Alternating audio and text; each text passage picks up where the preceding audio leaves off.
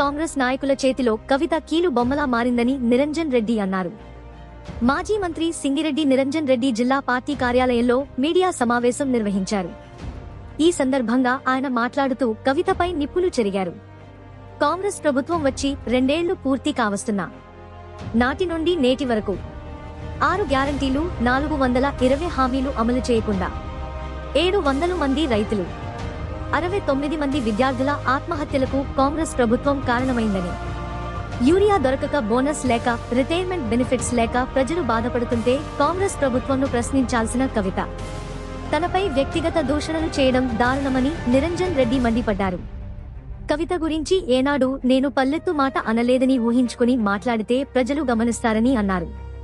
కవిత చేసిన ఆరోపణలు నిమిషం కూడా గడవకుండా సోషల్ మీడియాలో వైరల్ చేసి డూప్లికేట్ కాంగ్రెస్ నాయకులు పైశాచిక ఆనందం చెందుతున్నారని ఆరోపించారు.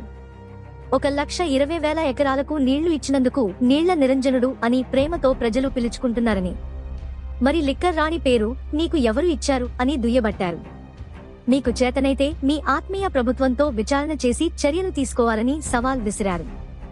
40 ఏండ్ల రాజకీయ జీవితంలో ఏనాడు కక్ష సాధింపు చర్యలకు పాల్పడలేదని 32 మంది మీద కేసులు పెట్టాను అంటే ప్రెస్ ముందు బహిరంగ పరచాలని సవాల్ విసిరారు. ఏర్పడి 2 ఏళ్లు కావస్తున్నది. రేపు 9 తారీఖు డిసెంబర్ 9కి 2 ఏళ్లు పూర్తయి 3వ సంవత్సరంలోకి అడుగుపెట్టేటువంటి సందర్భంగా వాళ్ళు సంబరాలకు కూడా సిద్ధమవుతున్నట్లు ఇటీవల వారు ప్రకటించిన విషయం మనందరికి కూడా తెలుసు. సరే, వాళ్ళు నిజంగానే సంబరాలు చేసుకునేటంత గొప్పగా ఈ 2 ఏళ్ల కాలంలో ప్రజలకు పరిపాలన అందించిండ్రా? వాళ్ళు ఇచ్చినటువంటి 6 గ్యారంటీలు, 420 హామీలు అమలైన తీరేంది?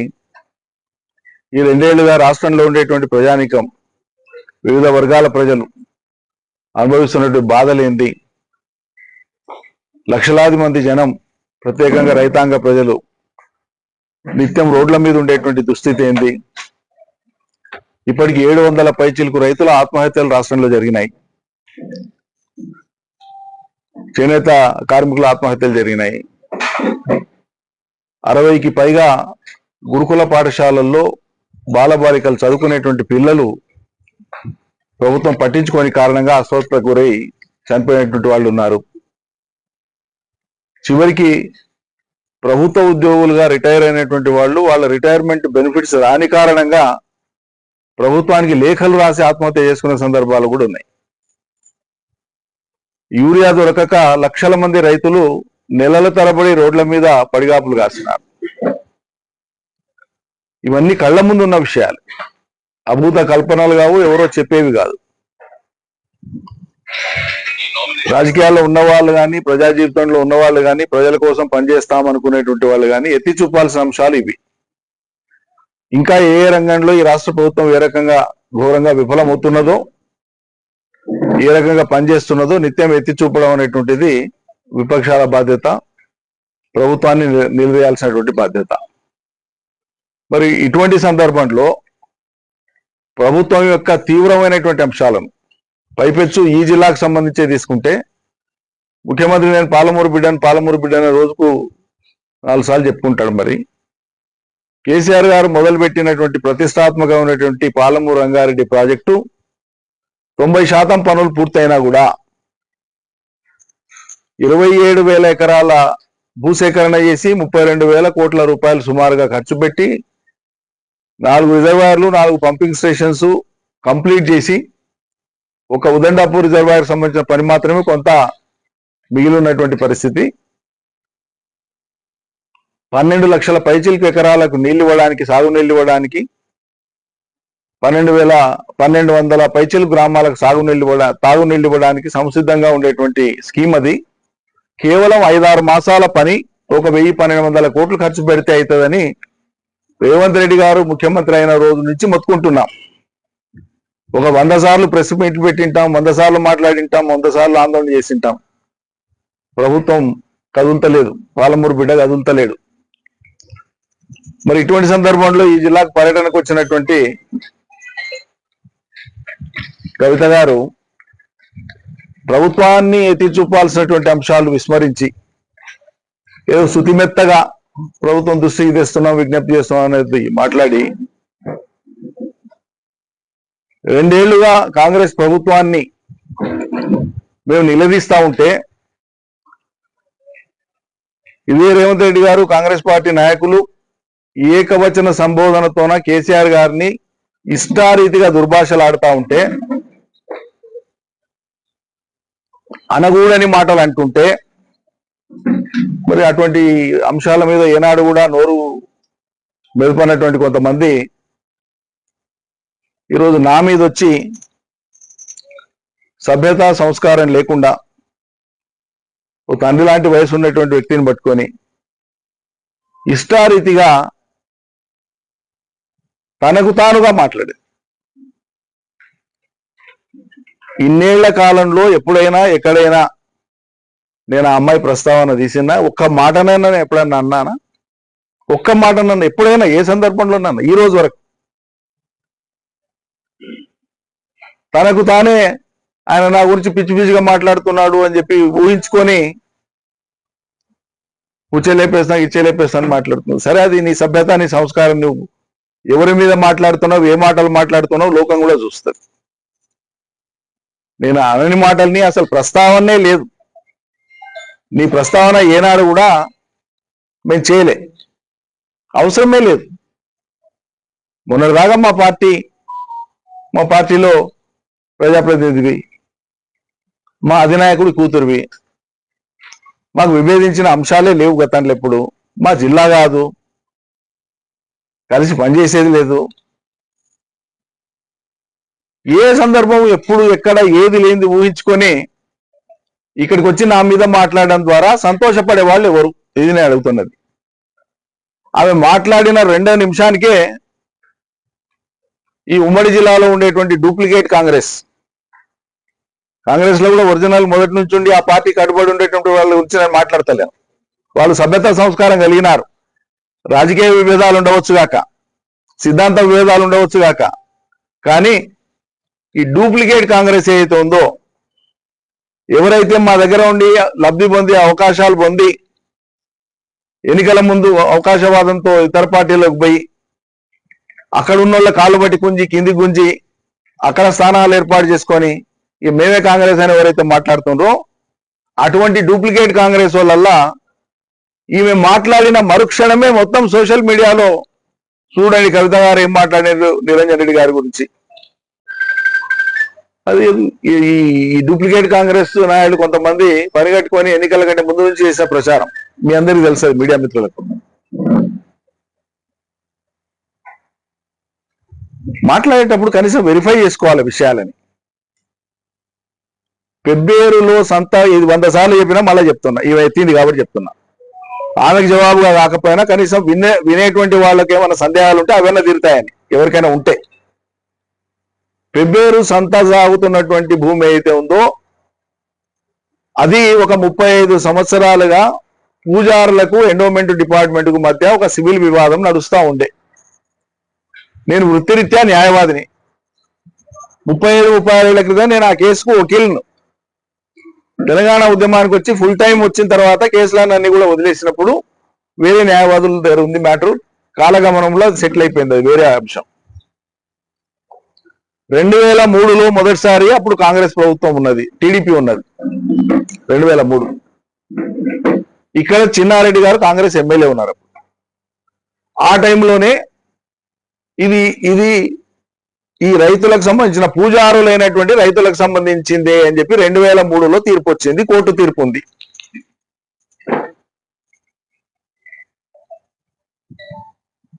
దాని మీద మళ్ళీ వాళ్ళు ఛాలెంజ్ చేస్తే 2007లో కోర్టు తీర్పు వచ్చింది, సేమ్ అదే తీర్పు ఇచ్చినారు, ఇది రైతులదే పూజారులదే అని. దాని మీద మళ్ళీ పైకోర్టు పోయినారు, అటు తిరిగినారు. ఈ క్రమంలో నేను లేని న్యాయవాదిగా, నేను తెలంగాణ ఉద్యమంలో ఉన్నా. ఆ తర్వాత 2022లో కోర్టు తీర్పు మళ్ళీ వాళ్ళకే ఇచ్చింది, సేమ్ తీర్పు, కొత్తగా ఏం లేదు దీంట్లో, ఇది పూజారులదే. దానికి చారిత్రకంగా ఉండేటువంటి ఆ వాస్తవాలన్నింటినీ ఉటంకిస్తూ ఎందుకు వాళ్ళది అనేటువంటి దానికి అన్ని ఆధారాలు పెడుతూ 1954 కాడి నుంచి మొత్తం రికార్డు పెట్టి, ల్యాండ్ సీలింగ్ రికార్డ్స్ పెట్టి, కాంపిటీషన్ పెట్టి, అన్ని పెట్టి కోర్టు గతంలో అందులో కొంత భూమికి కెనాల్కి పోతానంటే ఈ పూజారులకే కోర్టు ఆ భూమి యొక్క డబ్బులు కాంపెన్సేషన్ ఇచ్చింది కాబట్టి అన్ని కారణాలు చూపించి వీళ్ళది అని నిర్ధారించింది. అయిపోయింది. నేను మినిస్టర్ను, సంత తాగుతా ఉంది. సంత వాళ్ళందరూ వచ్చి సార్ మరి ఇది వాళ్ళదని తీర్పు వచ్చిందట, సంతకి ఇబ్బంది అవుతుంది కదా అంటే, మీకు ఇబ్బంది కానీ అనేటి పరిస్థితులని వాళ్ళని మాట్లాడి మీకు తీర్పు వస్తే వచ్చింది సంతోషం, కానీ మీకు ఆల్టర్నేట్ ల్యాండ్ ఇప్పిస్తాం. ఎంత సంతకు వాడుతున్నారో సుమారు 16 ఎకరాలు ఎంతో అందులోకి వెళ్ళి దాన్ని మీకు సంతకు ఆల్టర్నేట్ ల్యాండ్ ప్రత్యామ్నాయ భూమి మీకు ఇప్పించే ఏర్పాటు నేను ప్రభుత్వం తరఫున చేస్తాను, మీరు ఇది ప్రభుత్వానికి వితరణ ఇవ్వండి అని రిక్వెస్ట్ చేసినాం. మాకు భూమి సాటిస్తే వ్యవసాయ భూమి ఇవ్వండి, ఇది కమర్షియల్ కానీ మాకు వ్యవసాయం ఇచ్చినా పర్లేదు అన్నారు వాళ్ళు, పెద్ద మనసు చేసుకొని. వాళ్ళు అంగీకరించరు. దాని మీద మీటింగ్ పెట్టినాం, కమిటీ ఇచ్చినాం, collector, joint collector, RDO, municipal కమిషనర్తో పలు దఫాలు మీటింగ్లు అయినాయి. అంతిమంగా వాళ్ళు నిర్ణయించిన మేరకు, అధికారులు నిర్ణయించిన ప్రొసీజర్ మేరకు ఆ భూ యజమానులు గిఫ్ట్ డీడ్ చేసినారు ప్రభుత్వం ఫేవర్లా, in favour of government. Tahsildar, local representative gift deed కూడా అయింది.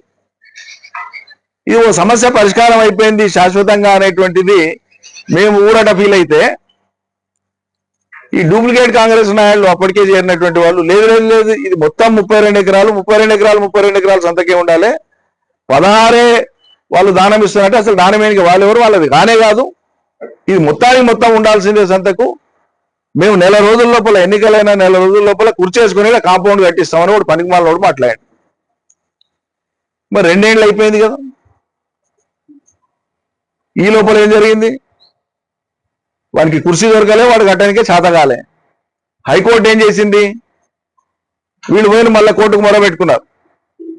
మేము వాళ్ళు కోరితే, ప్రభుత్వం కోరితేనే ఇట్లా దానం చేసినాము, ప్రత్యామ్నాయ భూమి ఇస్తామన్నారు, వాళ్ళకి ఇయ్యలేదు, మరి మమ్మల్ని ఏం చేయమంటారు? హైకోర్టు పోయి మొరబెట్టుకుంటే హైకోర్టు అన్నది సీరియస్ అయ్యి మీ గిఫ్ట్ క్యాన్సిల్ చేస్తున్నాము, మీరు ప్రభుత్వానికి ఇచ్చింది క్యాన్సిల్ చేస్తున్నాం, వాళ్ళు దిక్కున్న చోట చెప్పుకొని ఏమైనా చేసుకొని అని చెప్పి హైకోర్టు జడ్జి గారు కోప్పడి ఆర్డర్స్ పాస్ చేసినారు. ఇప్పుడు అది ఏమైంది? సంతకు వాళ్ళు దానం ఇచ్చిన 16 ఎకరాలు పోయింది. వీడు 32 ఎకరాలు మలుపుకొని వచ్చి కాంపౌండ్ కట్టి కుర్చేసుకొని నేను కాంపౌండ్ కట్టిస్తానా మనగాడు వాడు లేడు. నా మీద దుష్ప్రచారం చేసి మాట్లాడినాను. ఏం మాట్లాడారు? ఇది మొత్తం నేను ఆక్యుపై చేసుకున్నాను మాట్లాడారు. ఇంత తెలివి తక్కువగా, ఇంత అపరిపక్వతగా కోర్టు తీర్పులు ఉన్నటువంటి అంశాన్ని మాట్లాడితే, వాళ్ళు మాట్లాడిన అంశం తీసుకొని ఈ అమ్మ మాట్లాడొచ్చునా? అంత తెలివి తక్కువగా నువ్వు మాట్లాడతానంటే మరి నీకేం తెలివి ఉన్నట్లు?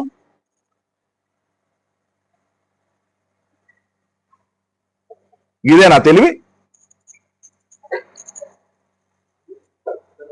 ఇప్పుడు కోర్టు ఉంది, కాంగ్రెస్ ప్రభుత్వం ఉంది, అందులో నాదేమన్నా చిన్న పొరపాటు ఉంటేనంటే మీ ఆత్మీయ స్నేహితులే కదా ఇప్పుడు ఉన్న ప్రభుత్వంలో ఉన్న పెద్దలు, చేయించండి, ఏం చేయిస్తారు? నెక్స్ట్ వనపర్తి ఎంఆర్ ఆఫీస్ ముందర మీ అందరూ తెలుసు, మన town party president, TRS town party president Ajay Kumar చచ్చిపోయింది, లేడు ఇప్పుడు. ఈ అజయ్ కుమార్ కుటుంబానికి ల్యాండ్, అది దాంట్లో డిస్ప్యూట్ లేదు, అది వేరే వాళ్ళది కాదు. వాళ్ళ తాతలతోన రాజా రామేశ్వరరావు వాళ్ళు కొన్నారు అనేటువంటిది ఒక క్లెయిమ్, లీగల్ క్లెయిమ్. సరే కొన్నారా, ఆ డాక్యుమెంట్ కరెక్టా కాదా, అది కోర్టులు తీర్పు వెలువరిస్తాయి. అందులో నేను వకీల్ అజయ్ కుమార్, ఎందుకంటే మన పార్టీ వాడు, మన టీఆర్ఎస్ ప్రెసిడెంట్, టౌన్ ప్రెసిడెంట్, 10 ఏళ్ళు కొట్లాడినాం, మాకు గాలే కేసు. ఒకసారి వాళ్ళకై ఒకసారి వీళ్ళకై, ఇప్పటికీ కూడా పెండింగ్ లో ఉంది, హైకోర్టులో ఉంది. చెప్పుకుంటేనంటే ఎంత బాధ అనుభవించినామో కేసీఆర్ తో సహా అందరం. గుమ్మరంగా ఉన్నాం, బయట పడతలేం, బయట పడలే కూడా అవసరం లేదని. ఇంకా పెద్ద మేయార్తో ఓడించేది ఉండే అని మాట్లాడుతుంది ఈమె. నీకెందుకమ్మా అంత కసి? నాకు అర్థం కాదు. ఎంత శాపనార్థాలు పెట్టేటంత నీకేం అడ్డం వచ్చినాం? అంటే నీ ఈగో సాటిస్ఫై కాలే. నీకు ఉండేటువంటి దురహంకారం ఎటువంటిదంటే వీళ్ళు చెప్పాలి కాబట్టి చెప్పాల్సి వస్తుంది. తండ్రి వయసు వాళ్ళను, మంత్రుల్ని, పార్టీ ఎమ్మెల్యేలని, నాయకుల్ని ఇంటికి పిలిపించుకొని మాట్లాడేటువంటి సంస్కారం ఇది. పోని వాళ్ళ జాబితాలో ఉన్నోళ్ళం మేము 45 మందిమే. నీవెవరు అసలు? ఒక కేసీఆర్ కూతురు అనే కదా నిన్ను ఇంతమంది గౌరవించింది. మా అయితే నువ్వు ఎంపీ అయితే నీ జిల్లా కాడికి నీ నీ పార్లమెంట్ కాడికి, మొత్తం తెలంగాణకి నువ్వేంది అసలు? నువ్వు ఎత్తక ముందు లోకంలో తెలంగాణలో ఎవరు బోనం ఎత్తనట్లు, ఎవరికి బోనం తెలియదు అన్నట్లు, నువ్వు ఆడక ముందు బతుకమ్మనే లోకం ఆడనట్లు. మేము నిన్ను ఎత్తుకున్నాం, మా బిడ్డని మా చెల్లెలని ఎత్తుకున్నాం, మురిసిపోయినాం. తెలంగాణ ప్రతీకని విశ్వవ్యాపితం చేసే ఒక గొప్ప ప్రయత్నం జరుగుతుందని. కానీ ఈ ప్రయత్నం అంతా కూడా అటు తిప్పి ఇటు తిప్పి అది ఎటుదారి మళ్ళీందో ఇవాళ బాధపడుతున్నాం. ఓటమి మీద సమీక్షించుకుంటే చాలా అంశాలు ఉన్నాయి. ఎవరైనా సరే ప్రజా జీవితంలో ఎక్కడైనా తెలిసి తెలియక తప్పులు చేస్తే తప్పకుండా సరిదిద్దుకుంటాం. కానీ కావాలని ఎవరిని నాడు వేధించలే, ఎదురుపై స్నేహంగా మాట్లాడినాము, ఆత్మీయంగా పలకరించినాం, పేద ప్రజలను హక్కున పెట్టుకున్నాం. అందులో మాకెవరు ఎదురులేరు, ఎవరు సాటి రారు. మమ్మల్ని పట్టుకొని పూర్తి భిన్నమైనటువంటి నెగటివ్ ప్రొజెక్షన్ ఇచ్చేటువంటి విధంగా మీరు మాట్లాడడం దారుణం. ఇంకా చెప్పాలంటే మొత్తం నేను సరే వనపర్తిలో ఓడిపోయినా బాగుంది, మరి కామారెడ్డిలో కేసీఆర్ గారిని ఎందుకు ఓడించారు ప్రజలు? తప్పు చేశారు ఆడ కేసీఆర్ గారు ఏమన్నా? అంతకుముందు నిజామాబాద్ గెలిచి మళ్ళీ నిన్ను ఎందుకు ఓడగొట్టిండ్రు? మేము అన్న మాటల ఒక రాజకీయ పార్టీ లేదా ఒక అభ్యర్థి యొక్క గెలుపోవటములకు అనేక కారణాలు ఉంటాయి. కానీ ఓవరాల్ గా తీసుకున్నప్పుడు ఇవాళ సమీక్షించుకుంటే అర్థమయ్యేటువంటి వాటిలలో తమరి కాంట్రిబ్యూషన్ కూడా చాలా ఉంది. మా తల్లి, నువ్వు ఆర్భాటం కోసం, ఎచ్చుల కోసం పోయి టీవీలో కూర్చొని, టీవీ 9లో కూర్చొని 20 లక్షల గడియారం పెట్టుకున్నాను మళ్ళీ దాన్ని సమర్థించుకొని చెప్పిన ఆ ఒక్క మాట తెలంగాణలో 20 లక్షల మంది మహిళలు బీఆర్ఎస్ కు వ్యతిరేకంగా ఓటేయడానికి కారణమైంది. నీ గుండె మీద చేసుకుంటే నీకు అర్థమవుతుంది. వాస్తవాలు అంగీకరించడానికి కూడా శక్తి ఉండాలి, ధైర్యం ఉండాలి, పొరపాటును అంగీకరించడానికి కూడా ధైర్యం ఉండాలి.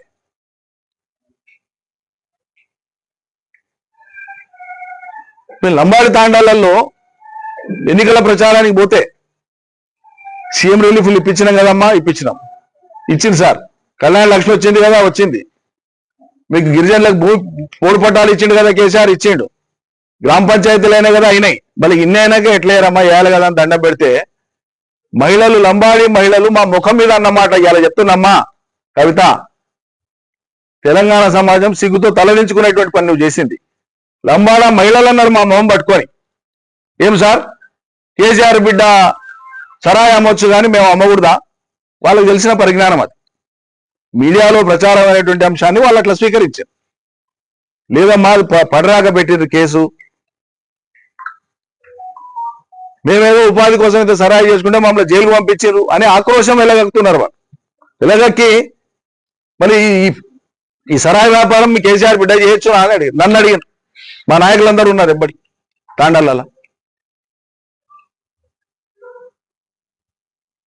నీ చర్యల మూలంగా పార్టీ మొత్తం నష్టపోతే 1.8తో మాత్రమే రాష్ట్రం మొత్తంలో ఓడిపోతే మా తల్లి తమరి పుణ్యాన 3-4% ఓట్లన్నా పోయినాయి. ఇప్పటికైనా నిజాయితీగా నువ్వు బయటికి చెప్పకపోయినా నీ అంతరాత్మ కన్నా తెలిసి ఉండాలి ఈ విషయం.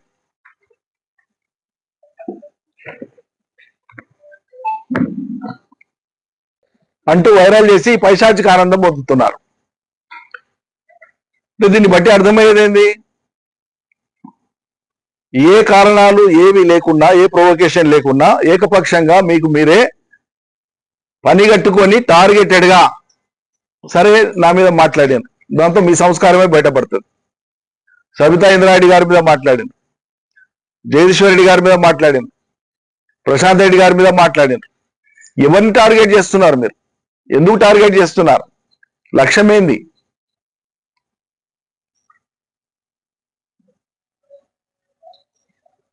ఎవరు ఆడిపిస్తున్నారు ఈ నాటకం? ఎవరి ప్రయోజనాల కోసం మాట్లాడుతున్నారు మీరు? నిరాధారమైనటువంటి ఆరోపణలు, అభాండాలు అట్లా వేయవచ్చునా? రాజకీయ ప్రత్యర్థులు, అపరిపక్వత ఉన్నవాళ్ళు, అసూయ ద్వేషాలు ఉన్నటువంటి వాళ్ళు పనిగట్టుకొని చేసినటువంటి ప్రచారం, దాన్ని మీరు లంఘించుకొని మాట్లాడితే మీ విఘ్నత ఏమైనట్లు? మీ చదువేమైనట్లు? ఓ కేసీఆర్ కూతురుగా కొంత సంస్కారం ఎక్స్పెక్ట్ చేస్తారు కదా ప్రజలు మీ నుంచి, ఇదేనా? పోనీ మీరు మాట్లాడినటువంటి మాటలకు సంబంధించి ఒక్కొక్క అంశాన్ని మాత్రమే నేను ప్రస్తావిస్తాను, మీరు మాట్లాడింది కాబట్టి. నేను 40 ఏళ్ల రాజకీయ జీవితంలో న్యాయవాదిగా, రాజకీయవాదిగా 40 ఏళ్ల కాలంలో ఏ ఒక్క వ్యక్తిని కూడా రాజకీయ కక్షతోనో ఇతరేతర కక్షతోనో ఒక్కరిని కూడా నేను ఒక్కనాడు కూడా ఒకరి మీద కేసు పెట్టలే ఈ రోజు వరకు నా జీవితంలో. పెట్టిపియలే. నాకు అటువంటి వాటి మీద విశ్వాసం లేదు. కక్షలు, కార్పణ్యాలు, ఆ ఇగో నాకు లేదు. రాజకీయంగా విభేదించి పరిపక్వత లేకుండా, అవగాహన లేకుండా మమ్మల్ని తిట్టిన వాళ్ళని కూడా, కేసీఆర్నో మమ్మల్నో నన్నో తిట్టిన వాళ్ళని కూడా మళ్ళీ అక్కడ చేర్చుకొని, పార్టీలో చేర్చుకొని వాళ్ళకి అవకాశాలు కల్పించుకుంటూ ముందుకు పోయినా తప్ప కక్ష పెట్టుకొని ఎవరి పట్ల కక్షపూరితంగా వివరించలే. ఈ జిల్లాలో ఉండే ప్రజలందరికీ తెలుసు.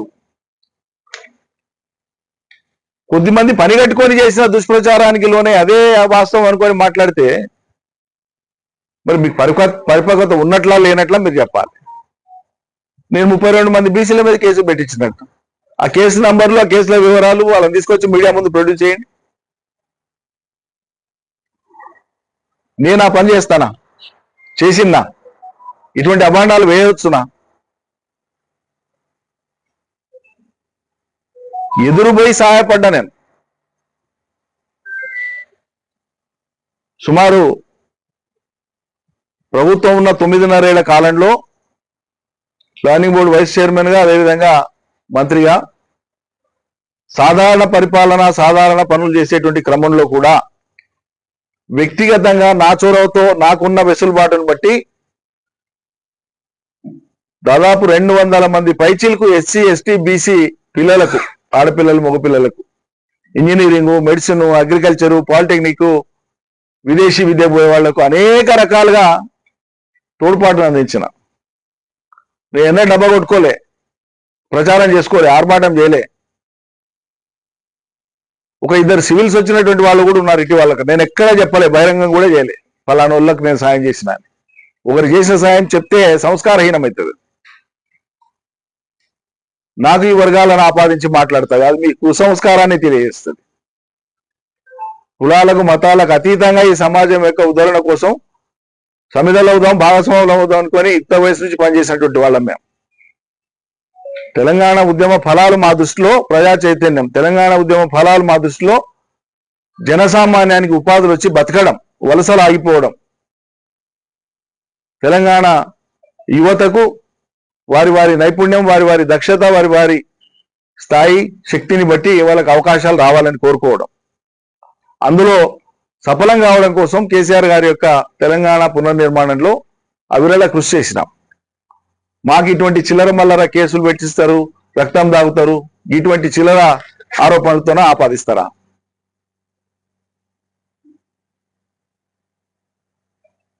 అయినటువంటి ఆరోపణలు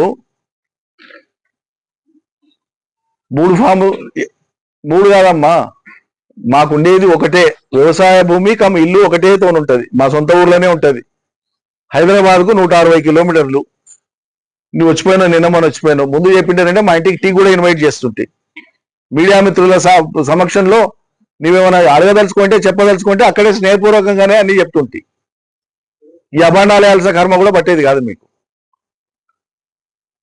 కన్న ఊర్లో, ఉన్న ఊర్లో, నాకున్న వ్యవసాయ భూమిలో ఇల్లు కట్టుకుంటానంటే నీకు ఫామ్ హౌస్ లాగా కనిపిస్తే, మరి హైదరాబాద్లో సొంత భవనాలు ఉండగా, విలాసవంతమైన భవనం ఉండగా గండిపేట పక్కల నీకెందుకమ్మా? మరి నాకు లేవే హైదరాబాద్లో, గండిపేటలలో, ఇంకేనో నగరాలల్లో నాకు వేరే వ్యాపారాలు కూడా లేవే.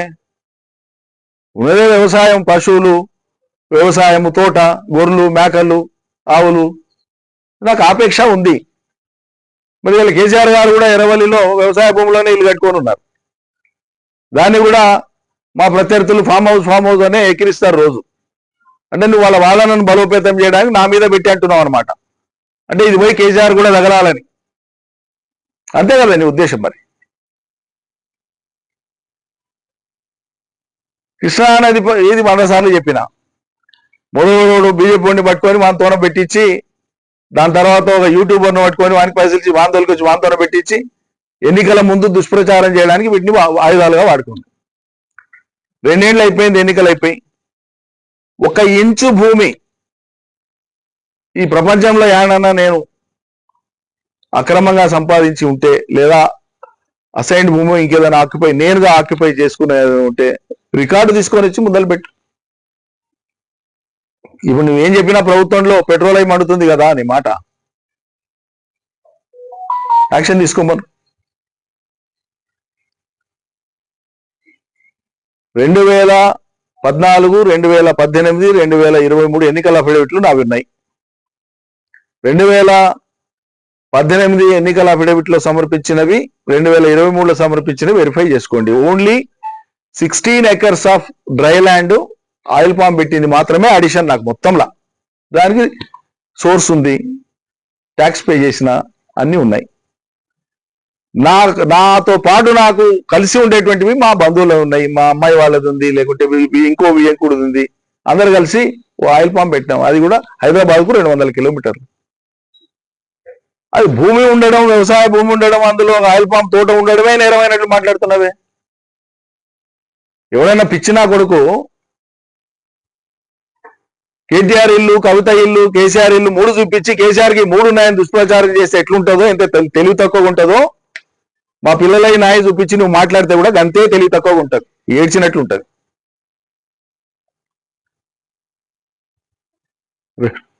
2009 నాటికే 2009 వరకే విదేశాలలో విద్య పూర్తి చేసుకొని 2 విదేశాలలో స్థిరపడి 1 హైదరాబాద్లో స్థిరపడినటువంటి 3 అమ్మాయిలు ఉన్నారు.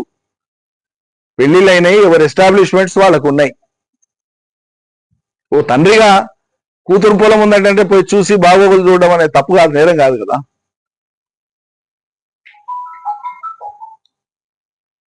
మాకేం కాంట్రాక్టులు ఉన్నాయా?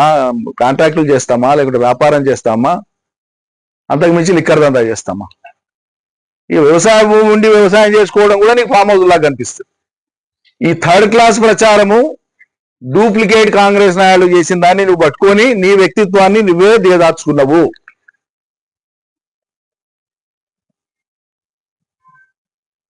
కాంగ్రెస్ వేదవులు మాట్లాడితే అదే మాట నువ్వు మాట్లాడుతావమ్మా, సిగ్గనిపించాలి కదా మాట్లాడడానికి.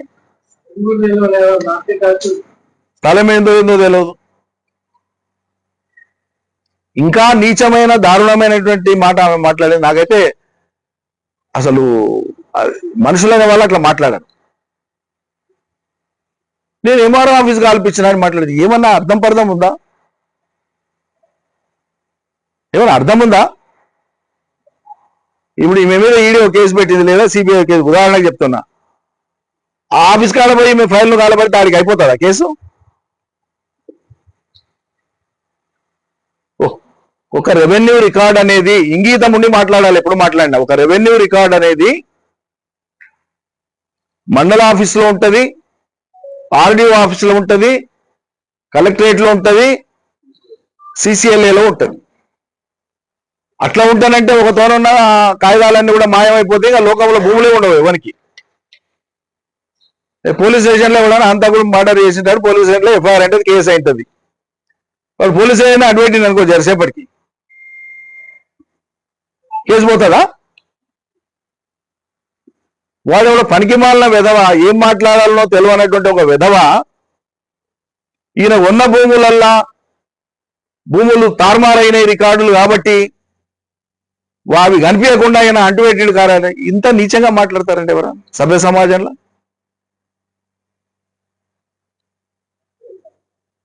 భూమి కోసము ఇంత దిగజారేటువంటి మనుషులకు కనిపిస్తున్నాం మీకు?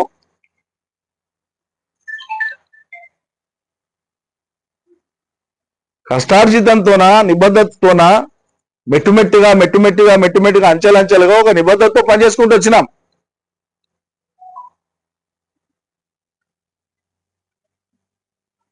మీలాగా సులభంగా ప్రలోభాలకు లొంగేటువంటి మనుషులవే అయితే 2008లో ఉప ఎన్నికల్లో ఆనాడు బీఆర్ఎస్ ఓడిపోయినాడు, 2009లో ఆశించిన ఫలితాలు రాన్నాడు. తెలంగాణ ఉద్యమాన్ని, కేసీఆర్ను, బీఆర్ఎస్ను కాకుల్లాగా లోకం పీల్చుకొని తిన్ననాడు, పొడిసిన్నాడు. తెలంగాణ వ్యతిరేకులు కానీ, ఇంటి దొంగలు కానీ.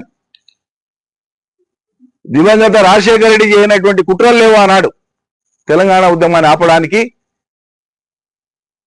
ఉద్యమం లేకుండా చేయడానికి వరుసగట్టి ప్రలోభాలు పెట్టి మండల స్థాయి నాయకుల నుంచి రాష్ట్ర స్థాయి దాకా ఎమ్మెల్యేల దాకా హోల్సేల్ గా రాజశేఖర రెడ్డిని నిర్వీర్యం చేసి తీసుకుపోయింది.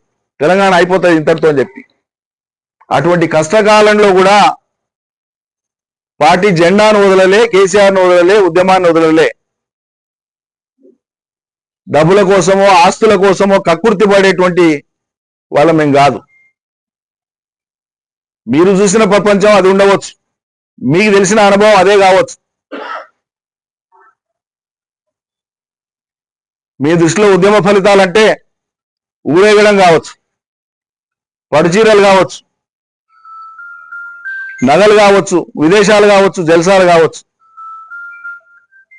కానీ మా దృష్టిలో పాలమూరు ప్రజల కన్నీళ్లు, ఇక్కడ ఉండేటువంటి జనం యొక్క అవసరాలు ఇవే. మా నిబద్ధత అదే. మీరు మా నిబద్ధత మూలాల్లోకి పోయి ఎప్పుడైతే మాట్లాడినరో తప్పకుండా బాధ అనిపిస్తుంది, జవాబు చెప్పాల్సి వస్తుంది. అది కూడా సంస్కారవంతంగానే మాట్లాడతాం.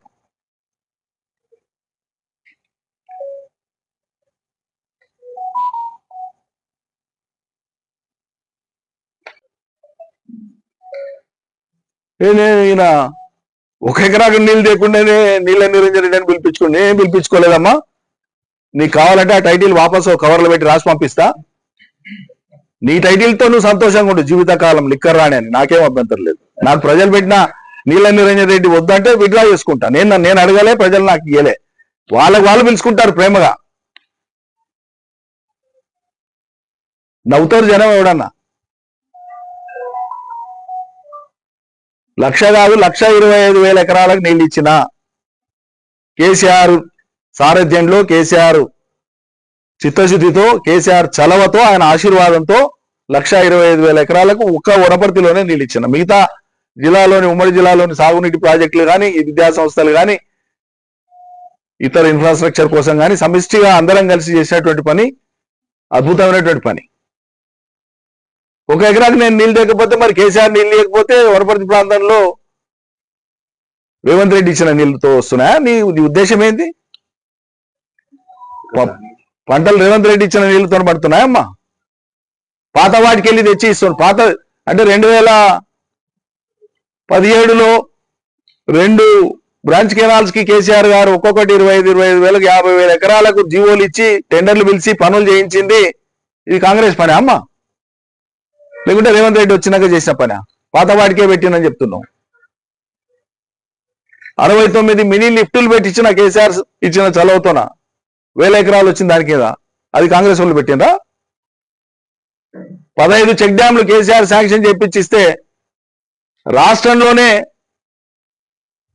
ఆల్ టైమ్ రికార్డుతో చేయించిన 50 రోజులు 55 రోజుల్లో చేయించిన ఒక్కొక్క చెక్ డ్యామ్ ఇవాళ ఒక్కొక్క ఊరి చెరువుకు సమానమైంది.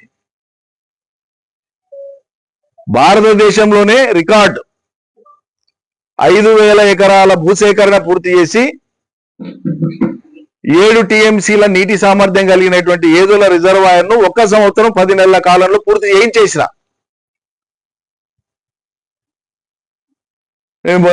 పూర్తి కాలేదు, ఈయన పట్టించుకోలేదని మాట్లాడింది. ఇక మీకు తెలిసిన విషయం అదైతే ఇంక నేనేం చెప్పాలి?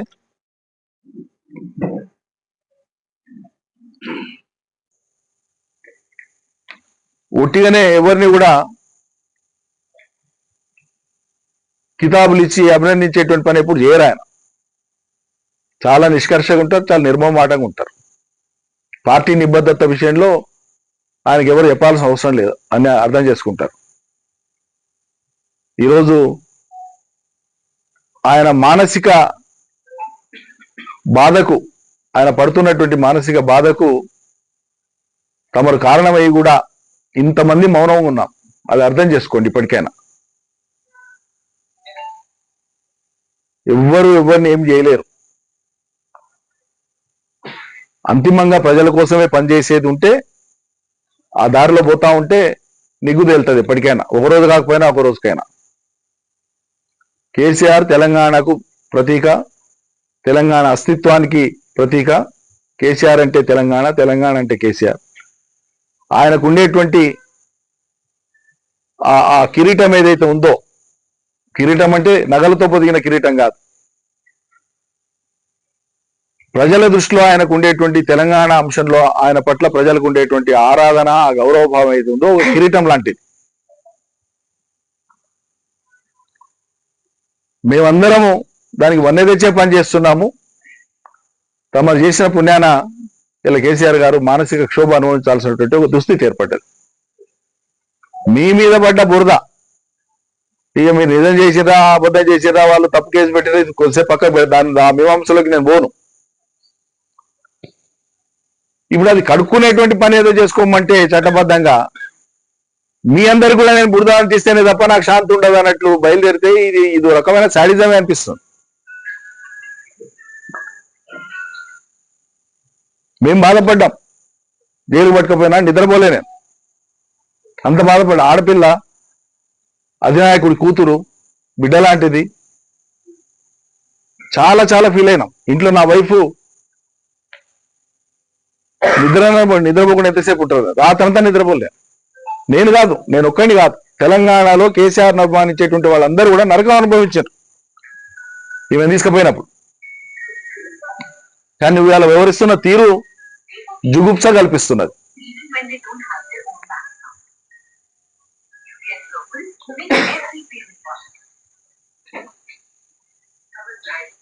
నిజంగా చిత్తశుద్ధి ఉంటే ఎవరైనా సరే తెలుసో తెలియకో తప్పులు జరుగుతాయి. ఈ పొరపాటు అయిందని చెప్పి ఒక మాట అని నీ వ్యాఖ్యల్ని విరమించుకుంటే నీ గౌరవం పెరుగుతుంది, లేదంటే నీ ఇష్టం. Thank you.